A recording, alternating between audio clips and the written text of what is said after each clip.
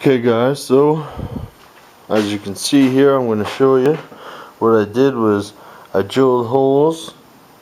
I didn't measure, but every so often I drilled holes with my countersinking drill bit, and that way the screw heads don't stick up, because you're going to have to screed the mold with a piece of wood. After you pour the concrete, you take a piece of wood and saw it back and forth to get her smooth, so you don't want your screw head sticking up to interfere with that board. But I just drilled holes every so often, and I'm just fucking, it's an 1.5 inch strip, that way my countertop's 1.5 inch thick, and I'm just going along and I'm following my drawing. It'll be here and here and then up there and all the way across again, and then I have to cut out there for the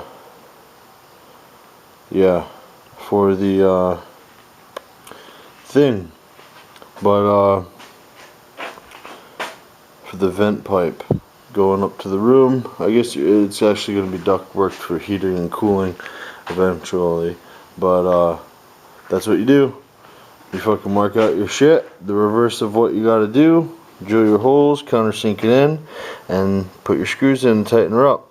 And one of the important things is you don't want to go too tight, because this particle board will split really easy. So you just want to make sure it's snug, and that's good enough. So I'll bring you guys back when I get this whole mold put together. Okay guys, I'm back, and there's the mold. There it is.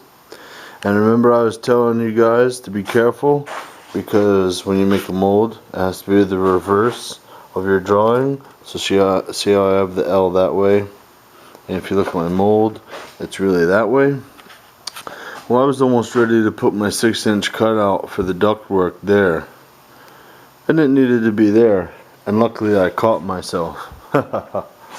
That's the kind of shit that happens. You gotta not get confused and fuck it up. But that's what I'm talking about there.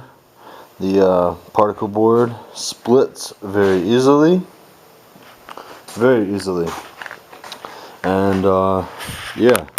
So now what I'm gonna do is this, and this are gonna be the exposed edges. So what I've been doing with the exposed edges is I've been taking a piece of 1x and just ripping the corner off of it, giving me a triangle. And I just take my piece like that and I cut it to fit down inside the corners, and then I'll miter it there with a 45, miter it there with a 45. And when I pour my concrete, what that does is it gives me a 45-degree bevel. Makes it nice. So that's what I've been doing there. But once you get ready to pour your concrete or whatnot, and in order to prepare this mold, you got to take caulk, and you got to caulk all the corners so your cement doesn't leak out in and whatnot. It contains it, makes a nice edge. You caulk all your edges, put your decorative trim in for the exposed edges, and that's that. So I'll probably do my my trim tomorrow, because it's kind of late at night. I don't want to fire up the table saw and cut some more piece of angle, and I'll pour this thing tomorrow, and I'll only have one more really little piece left to pour, and it's the piece that'll be exposed on the edge of the sink. So hell yeah, that's what I've been up to. Label out, and that's a wrap, guys.